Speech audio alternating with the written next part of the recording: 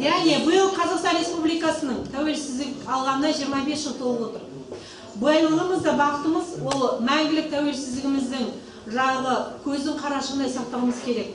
Қазақстан Республикасының Конституциясы бүгініміз бен келешегіміздің кемелденген көрінісі болып табылады.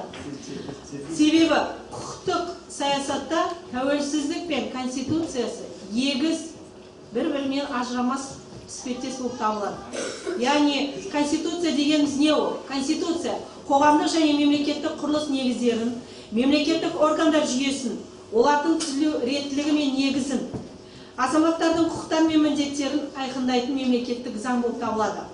Конституция бүгін мемлекетімізді мекендейтін халықтардың тыныш әрі бейбіт өмір сүруінің кепілі болып есептеледі. Ата заң аясында алтын дала Қазақстан елінің әлем елдері арасында экономикалық реформалар жүргізу мен демократиялық қоғам қалыптастыруда әртүрлі ұлт өкілдерінің бейбіт өмір сүруіне және әлеуметтік мәселелердің оң шешім табылуына үлгі болып отыр. Қазақстан Республикасының Конституциясы ол мемлекетіміздің іргесін нығайтудағы қарышты қадамдардың бірі. Қандай мемлекет болмасын, міндетті түрде тәуелсіздік алғаннан кейін ол өз конституциясын қабылдайды. Өздеріңіз білесіздер, Қазақстан мемлекет болғалы бері 5 рет конституциясы қабылданды. Ол 1926 жылы Қазақ автономиялық Советтік социалистік республикасының конституциясы, одан кейінгі 1937 жылғы конституция, 1978 жылы Кеңестік одақ кезіндегі конституция, және де тәуелсіздік алғалы бері 93 жылғы конституциямыз 28 қаңтардағы және де қазіргі қолданыстағы 95 жылғы 30 тамыздағы конституциямыз.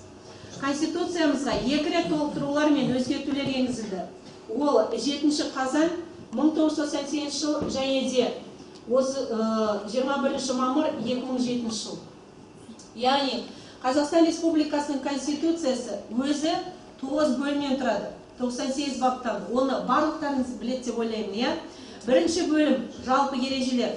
Жалпы ережелерде Қазақстан мемлекеті өзі қандай мемлекет ретінде орнықтыратындығының, оның қандай басқару нысанында екендігі сипаттама беріледі. Яғни Қазақстан Республикасының Конституциясының 1 бабына сәйкес Қазақстан Республикасы демократиялық, зайырлы, құқықтық, әлеуметтік және біртұтас мемлекет.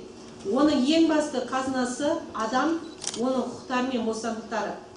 Демократия дегеніміз Қазақстан грек тілінен аударғанда демократос, яғни халық билігі. Әрбір азамат өзінің билігін қалай жүзеге асырады? Яғни сіздер болашақта қалай билікті жүзеге асырасыздар?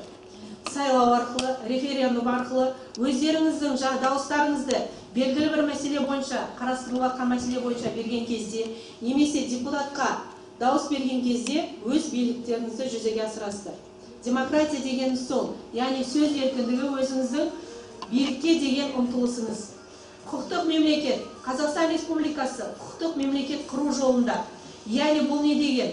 Яғни Қазақстан Республикасында барлық жағы іс-әрекеттер, қарым-қатынастар тек қана заң шеңберінде орындалуы тиіс. Заңнан тыс істелген